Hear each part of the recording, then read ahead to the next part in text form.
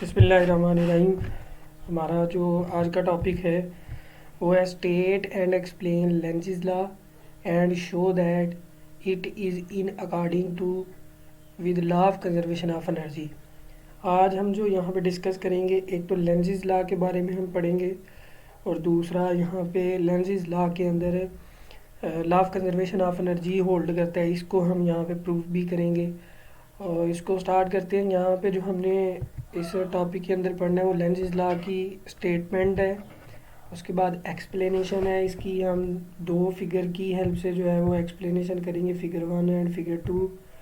उसके बाद Lenz's law and law of conservation of energy को हम यहाँ पे प्रूव करेंगे। इसको प्रूव करने के लिए हमें यहाँ पे ज़रूरत पड़ेगी मैकेनिकल पावर की और इलेक्ट्रिकल पावर की। हम यहाँ पे देखेंगे mechanical power and electrical power दोनों एक दूसरे के जब इक्वल हो जाएंगी तो हम कहेंगे कि यहाँ पे law of conservation of energy hold करता है। इनको हम जो यहाँ पे इक्वेट करेंगे उसको हम नेक्स्ट जो है वो एट द एंड फाइनली हमारे पास जो कंक्लूजन आएगा वो ये आएगा कि total energy remain conserved in the Lenz's law, जो हम नेक्स्ट आगे जाकर देखेंगे। इसको हम स्टार्ट करते हैं। सबसे पहले लेंज़ेज़ लॉ जो है इसकी स्टेटमेंट यहाँ पे लिखी हुई है। The Lenz's law state that direction of induced current in a loop is such as it oppose the cause produce it। Lenz's law कह रहा है कि जो इंड्यूस करंट है, इंड्यूस करंट बेसिकली क्या है इसको पहले देख लेते हैं। हमने इंड्यूस ईएमएफ और फैराडे लॉ के अंदर पढ़ा है कि जब भी कोई हमारे पास रॉड हो, कोई कंडक्टर हो, कोई लूप हो या कोई यानी जो है वो हमारे पास रिंग हो, उसको जब हम कभी किसी मैग्नेटिक फील्ड के अंदर मूव करवाएं, उसका एरिया चेंज करें या किसी तरह से हम जो है वो उसका मैग्नेटिक फील्ड चेंज करें तो हमारे पास उस कंडक्टर का चेंज ऑफ मैग्नेटिक फील्ड आता है। चेंज ऑफ मैग्नेटिक फील्ड की वजह से जो प्रोड्यूस होता है वो चेंज ऑफ मैग्नेटिक फ्लक्स होता है। और जब कभी हमारे पास with respect to time change of magnetic flux आता है तो हम कहते हैं इंड्यूस ईएमएफ प्रोड्यूस हुई है उसके अंदर। और इंड्यूस ईएमएफ की वजह से हमारे पास करंट आता है, उसको हम इंड्यूस करंट कहते हैं। तो अकॉर्डिंग टू फैराडे लॉ जो हमारे पास फार्मूला है epsilon is equal to minus N ये d phi m over d t, ये हमारे पास चेंज ऑफ मैग्नेटिक फ्लक्स है। ये change of magnetic flux is directly proportional to induce EMF. मतलब क्या है कि चेंज ऑफ मैग्नेटिक फ्लक्स की वजह से हमारे पास इंड्यूस ईएमएफ प्रोड्यूस हुआ है।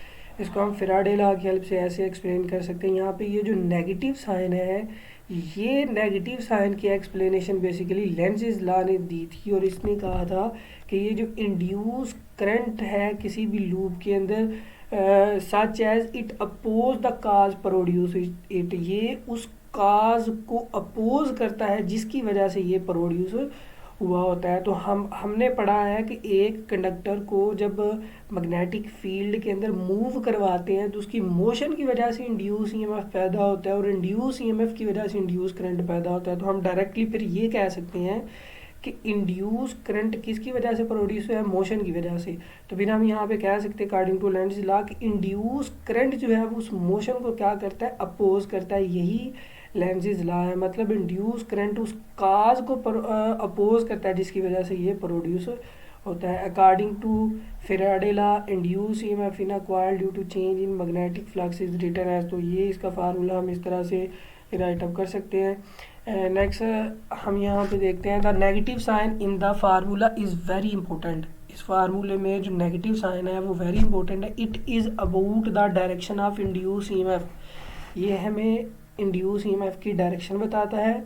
Explain here by Lenz's law with the help of diagram, यहाँ पे हम जो है वो लेंज़ेज़ लॉ की हेल्प से और दो डायग्राम है उनकी हेल्प से इसको मज़ीद एक्सप्लेन करने की कोशिश करते हैं, आपको इंशाल्लाह समझ आ जाएगी।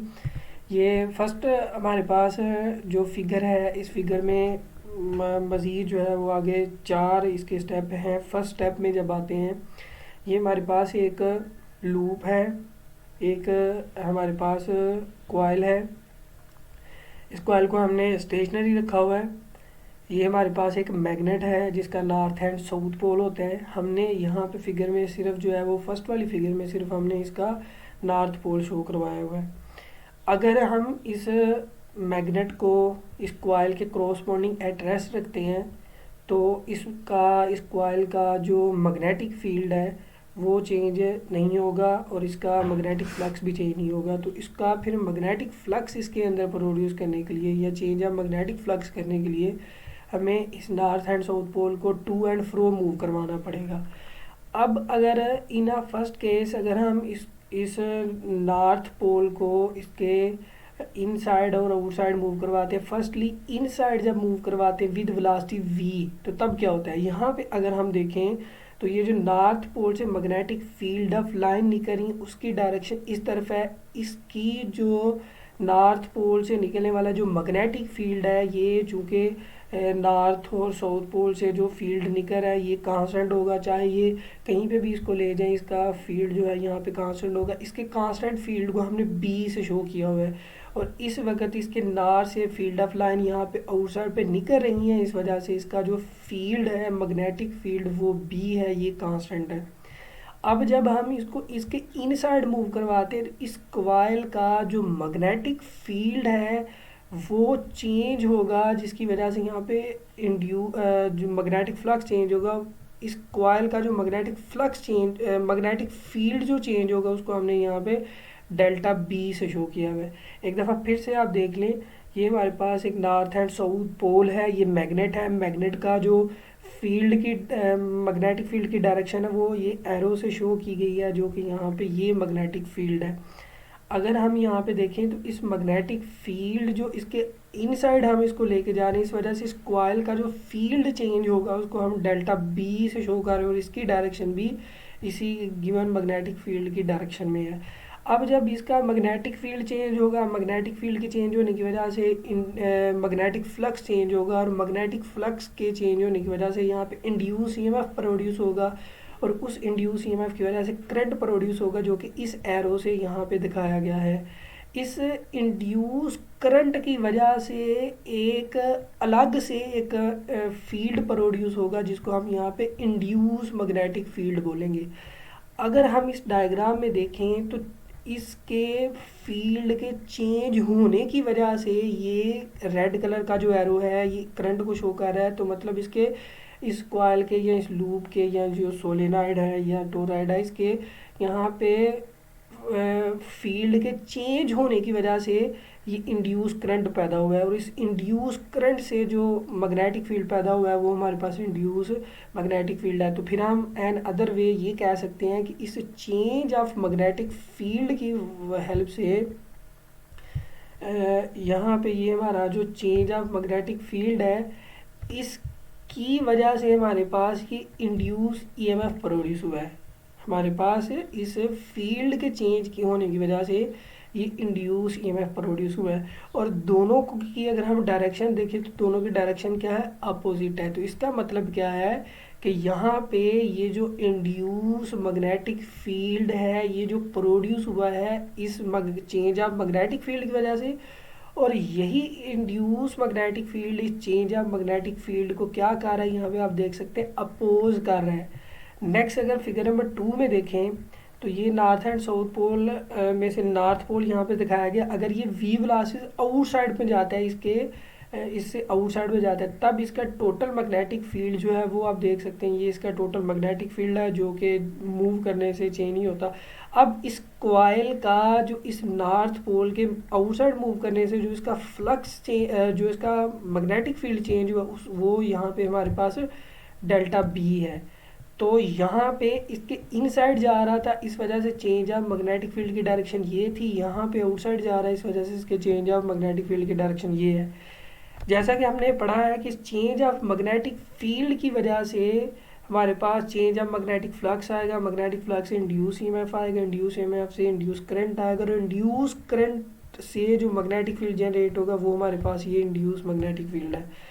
अगर हम यहाँ पे दोनों की डायरेक्शन देखें तो दोनों की डायरेक्शन फिर से अपोजिट है। इसका मतलब क्या है कि यहाँ पे आप देख सकते हैं ये जो हमारे पास चेंज ऑफ मैग्नेटिक फील्ड है इसकी वजह से ये इंड्यूस ईएमएफ प्रोड्यूस हुआ था और ये इंड्यूस ईएमएफ जो यहाँ पे है इस काज को अपोज कर रहा है जिसकी वजह से ये प्रोड्यूस हुआ था। तो ये बेसिकली लेंज़ लॉ के बारे में जो है वो एक्सप्लेन करता है। अगर हम फिगर नंबर 3 में इसके साउथ पोल को अगर हम इसके इनसाइड और आउटसाइड मूव करवाते हैं, तो फर्स्टली अगर साउथ पोल को आउटसाइड मूव करवा रहे हैं तो इसका जो अब मैग्नेटिक फील्ड होगा, इसकी डायरेक्शन इनवर्ड द साउथ है, इस वजह से इसका मैग्नेटिक फील्ड ये आ रहा है। इसके मूव आउटसाइड मूव करने से जो इस कॉइल का जो फ्लक्स मैग्नेटिक फील्ड चेंज होगा वो डेल्टा बी मैग्नेटिक फील्ड है। इस मैग्नेटिक फील्ड के चेंज होने की वजह से जो हमारे पास इंड्यूस मैग्नेटिक फील्ड आएगा वो ये है।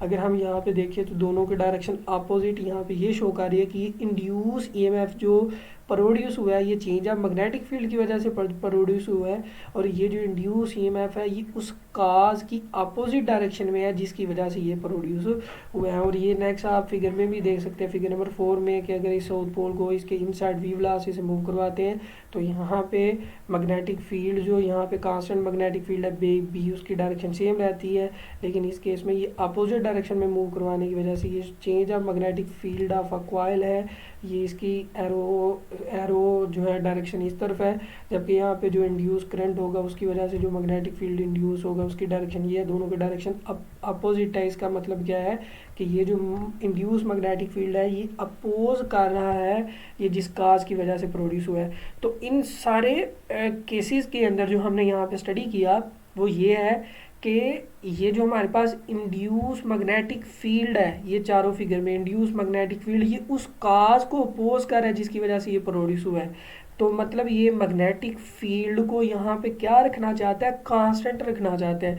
मैग्नेटिक फील्ड अगर यहाँ पे चेंज हो रहा है तो ये इसको अपोज कर रहा है। तो मतलब क्या है कि ये जो इंड्यूस मैग्नेटिक फील्ड है ये इस चेंज ऑफ मैग्नेटिक फील्ड को कांस्टेंट रखना चाहता है। अगर यहाँ पे मैग्नेटिक फील्ड कांस्टेंट हो जाएगा तो तब यहाँ पे इंड्यूस करंट प्रोड्यूस नहीं होगा। ये जो है फैराडे लॉ के अंदर negative sign basically Lenz law ने इस तरह से फर्स्ट फिगर के अंदर एक्सप्लेन किया। Next we discuss about the next figure. यहाँ पे हमारे पास एक कॉइल है, consider a coil connected with a galvanometer and bar magnet as show in figure. आप यहाँ पे देख सकते हैं कि हमारे पास ये कॉइल है जिसके सेकंड हैंड से हमने इसको गैल्वेनोमीटर के साथ अटैच किया हुआ है। एक हमारे पास फिगर में बार मैग्नेट है जिसका ये नॉर्थ पोल है, ये साउथ पोल है, और इसको वी वेलोसिटी से टू एंड फ्रो मूव करवाएंगे इसके इनसाइड। हम यहाँ पे देख सकते हैं the galvanometer show no deflection when magnet is at rest inside the coil. अगर हम इस मैग्नेट को इस कॉइल के इनसाइड ला के बिल्कुल एट रेस्ट रख दें तो गैल्वेनोमीटर किसी किस्म की कोई डिफ्लेक्शन शो नहीं करेगा, क्योंकि यहाँ पे चेंज ऑफ मैग्नेटिक फ्लक्स नहीं आएगा, किसी किस्म की इंड्यूस ईएमएफ प्रोड्यूस नहीं होगी और इसकी वजह से करंट भी प्रोड्यूस नहीं होगा। The galvanometer show no deflection when magnet is at rest inside the coil, it means current is induced in the coil due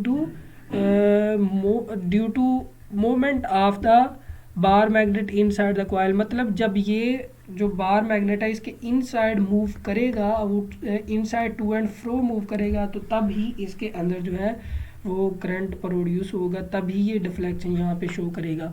the current inside in loop must follow इधर in clockwise direction और anti clockwise direction. ये जो हमारे पास magnet Lenz law है ये basically हमारे पास ये जो इंड्यूस करंट है यही हमारे पास बेसिकली इसकी डायरेक्शन को शो करेगा, और ये इंड्यूस करंट जो है वो इसकी बार की मूवमेंट की वजह से आता है। मतलब जब हम इस बार मैग्नेट को टू एंड फ्रो मूव करवाएंगे तो यहाँ पे इसकी डायरेक्शन क्लॉकवाइज भी आ सकती है, एंटी क्लॉकवाइज भी आ सकती है, वो गैल्वेनोमीटर की नीडल बताएगी।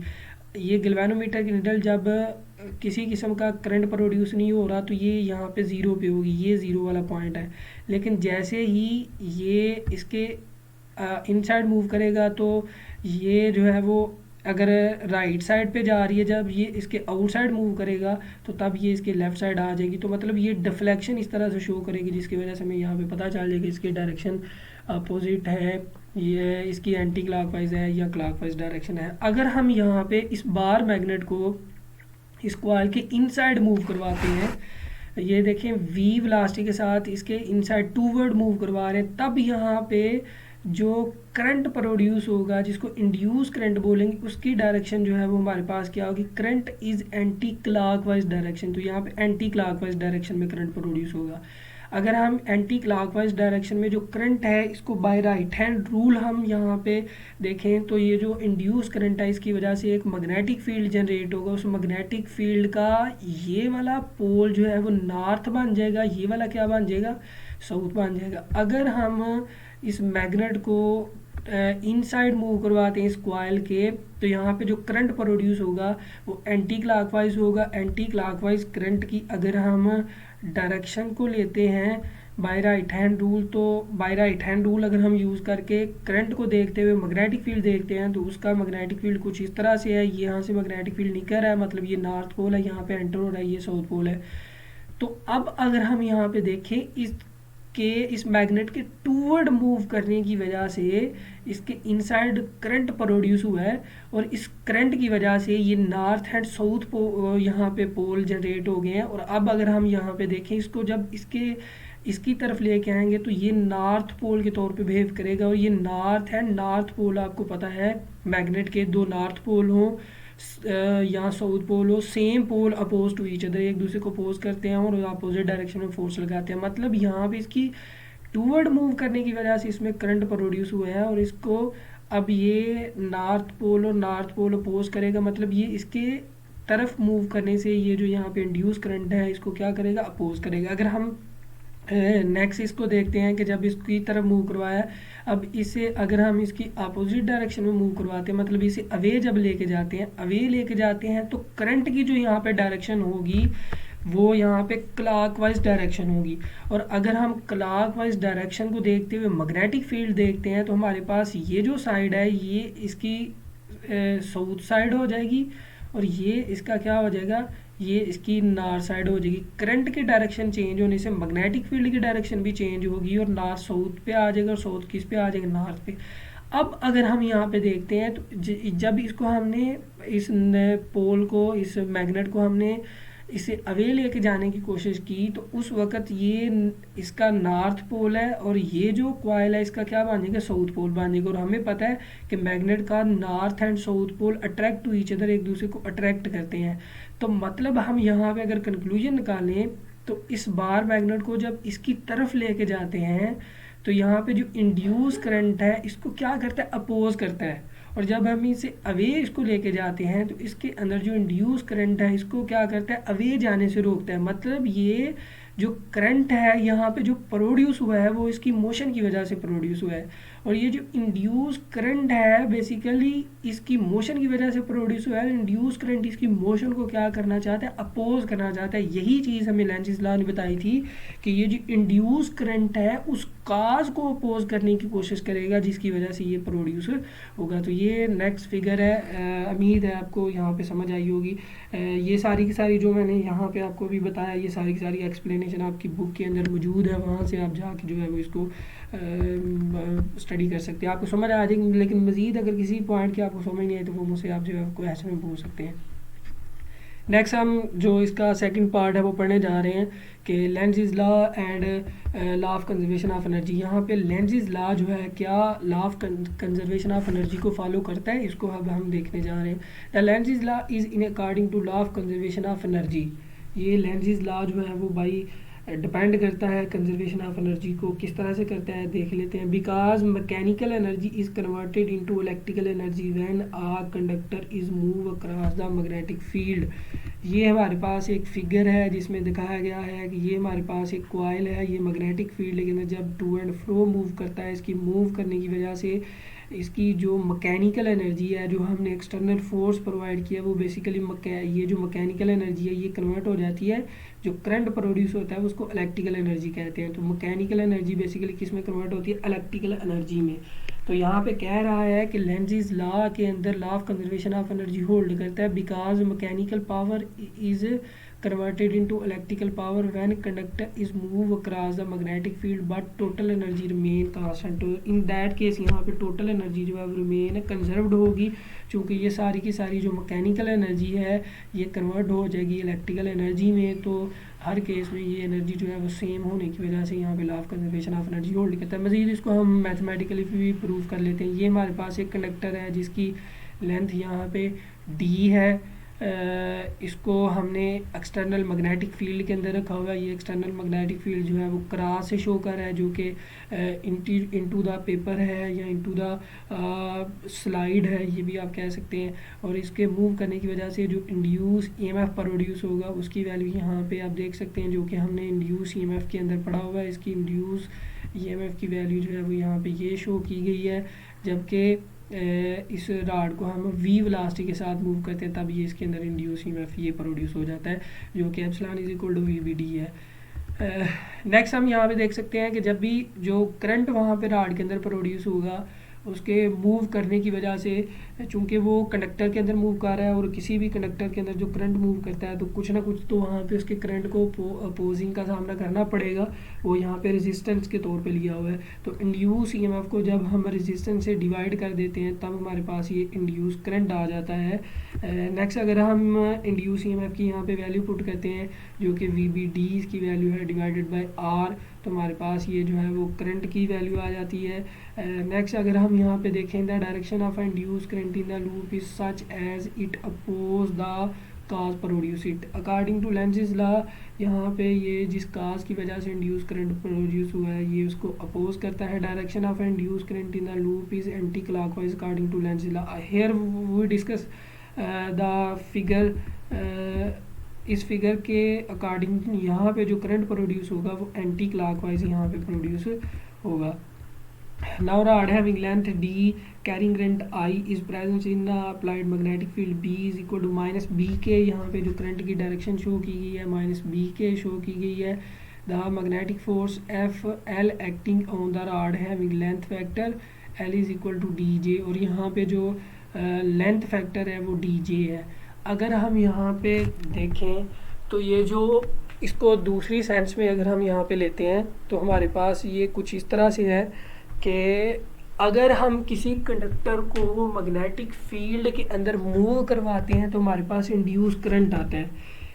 अगर हम अदर सेंस में देखें तो हमारे पास जो करंट इंड्यूस हो रहा है उस करंट की वजह से एक उस रॉड के ऊपर एक फोर्स लगेगी जो कि एक्सटर्नल फोर्स के अपोजिट डायरेक्शन में होगी। और यहाँ पे ये जो अपोजिंग फोर्स है इसकी अगर हम यहाँ पे वैल्यू लेना चाहते हैं तो वो हमारे पास है अकॉर्डिंग टू दिस फार्मूला।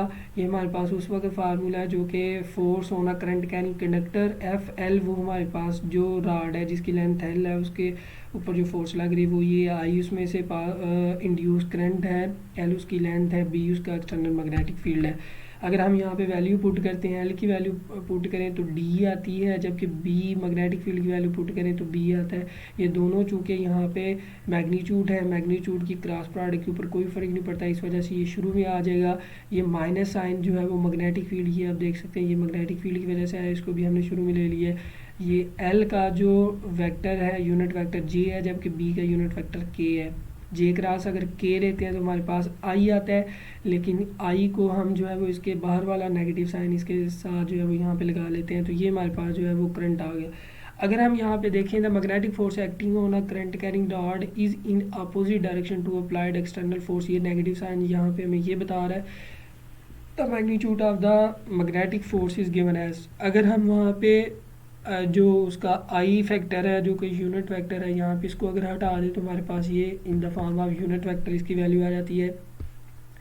हमने पीछे इंड्यूस करंट की वैल्यू जो है वो फाइंड की, उसकी जगह पे अगर हम यहाँ पे इंड्यूस करंट की वैल्यू पुट करते हैं तो v B d over R इसकी वैल्यू है, ये डी बी बिल्कुल एज इट आ जाएगा। अगर ये आपस में मल्टीप्लाई करते हैं तो हमारे पास ये v b square d square over r आ जाता है। ये हमारे पास उस वक्त फोर्स है जो कि इंड्यूस करंट की वजह से फोर्स है, और ये फोर्स एक्सटर्नल फोर्स जिसकी वजह से हम मोशन प्रोवाइड कर रहे हैं उसकी अपोजिट डायरेक्शन में होगा। नेक्स्ट अगर हम यहाँ पे मैकेनिकल पावर देख लेते हैं तो मैकेनिकल पावर का जो फार्मूला है T M is equal to F L into v, ये इसका मैकेनिकल पावर का फार्मूला है। मैकेनिकल पावर जो कि हम वहाँ पे एक्सटर्नल फोर्स प्रोवाइड करने से उसकी वजह से मूव करवा रहे हैं और उसकी मोशन की वजह से जो उसकी पावर होगी, जो एनर्जी होगी, उसको हम यहाँ पे इस तरह से ले सकते हैं। एफ एल नेक्स्ट, अब पिछली स्लाइड में हमने कैलकुलेट किया, उसकी अगर हम यहाँ पे वैल्यू पुट करें तो हमारे पास v b square D square और आर इंटू वी आता है। अगर ये वी अंदर जाकर मल्टीप्लाई हो जाता है तो हमारे पास V square B square D square और आर आ जाता है। This one is the first equation. ये सारी मैकेनिकल पावर और इलेक्ट्रिकल पावर हम एक पहले क्वेश्चन के अंदर भी कर चुके हैं, तो ये सेम वैसा ही यहाँ पे रिपीट हो रहा है। इलेक्ट्रिकल पावर की अगर हम बात करें तो इसका फार्मूला हमारे पास P E is equal to Y square R आता है। अगर करंट की यहाँ पे वैल्यू पुट करते हैं तो हमारे पास करंट की वैल्यू जो है वो v B d over R आती है। ये इंड्यूस करंट की वैल्यू, ऊपर इसका स्केयर है, अगर स्केयर ओपन करने के बाद और आर से मल्टीप्लाई करने के बाद हमारे पास ये जो v square B square D square over R, this one is the second equation comparing equation 1 and 2। तो हमारे पास यहाँ पे हमें पता चलेगा कि मैकेनिकल पावर और इलेक्ट्रिकल पावर दोनों एक दूसरे के इक्वल हैं। तो नेक्स्ट हम इन दोनों को देखते हुए इसका कंपैरिजन अगर करते हुए इसका कंक्लूजन निकालते हैं तो हमारे पास कंक्लूजन इस तरह से आ जाता है। The equation 1 and 2 give P M is equal to P, मतलब electrical power is equal to mechanical power. It means mechanical power is completely converted into electrical power. इस केस में जो है वो सारी की सारी जो मैकेनिकल पावर है उसको हम इलेक्ट्रिकल पावर में कन्वर्ट कर सकते हैं। The motional EMF is the basic principle of AC generator which is converted mechanical energy into electrical energy. तो here we see that the mechanical power is equal to electrical power. तो इस case में हमारे पास दो ही यहाँ पे basically energy है, अगर हम कहें तो दो ही एनर्जी यहाँ पे यूज़ हुई है, एक तो मैकेनिकल एनर्जी है, दूसरी इलेक्ट्रिकल एनर्जी। और दोनों ही एनर्जी क्या है, सारी की सारी मैकेनिकल एनर्जी इलेक्ट्रिकल एनर्जी में कन्वर्ट हो जाती है, तो एनर्जी यहाँ पे लॉस नहीं होती। तो टोटल एनर्जी अगर हम देखते हैं, मतलब अगर हम सम ऑफ द मैकेनिकल एनर्जी और इलेक्ट्रिकल एनर्जी देखते हैं तो वो हमारे पास कांस्टेंट रहती है at every point, at every instant of a time. तो हम कह सकते हैं कि यहाँ पे law of conservation of energy hold करता है। ये हमें अकॉर्डिंग टू लेंज़ेस लॉ के अंदर जो सारी एक्सप्लेनेशन मैंने की उसके बाद ये प्रूफ किया कि मैकेनिकल एनर्जी और इलेक्ट्रिकल एनर्जी सेम होने की वजह से टोटल एनर्जी कंजर्व्ड है, तो हम कहते हैं कि यहाँ पे law of conservation of energy hold करता है। ये हमारा आज का टॉपिक था। उम्मीद है सब बच्चों को समझ आई होगी। आज के लिए इतना ही, इंशाल्लाह नेक्स्ट वीडियो में हाजिर होऊंगा। तब तक के लिए अल्लाह हाफिज़, थैंक यू।